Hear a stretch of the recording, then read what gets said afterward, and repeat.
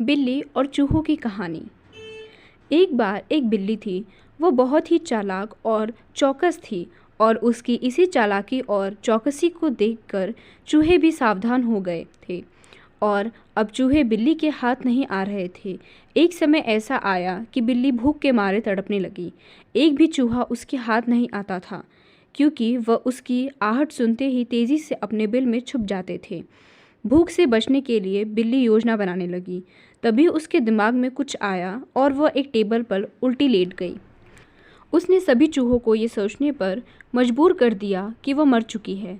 सारे चूहे बिल्ली को ऐसे लेटा हुआ अपने बिल से ही देख रहे थे।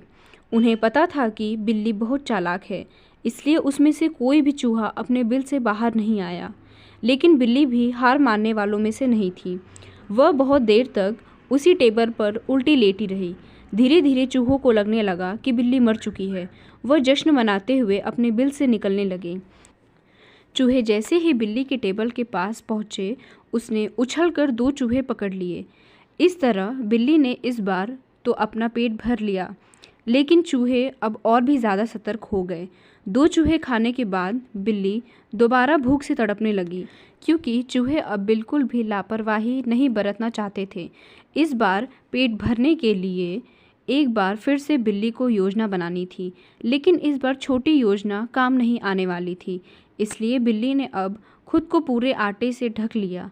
चूहों ने सोचा कि वह आटा है और उसे खाने के लिए आ गए, लेकिन एक बूढ़े चूहे ने उन्हें रोक दिया। उसने ध्यान से आटे को देखा तो उसमें बिल्ली का आकार दिखने लगा। तभी बूढ़े चूहे ने हल्ला मचाना शुरू कर दिया। उसने कहा, सब अपने बिल में छुप जाओ, यहाँ आटे में बिल्ली छुपी है। बूढ़े चूहे की बात सुनकर सारे चूहे अपने बिल में चले गए।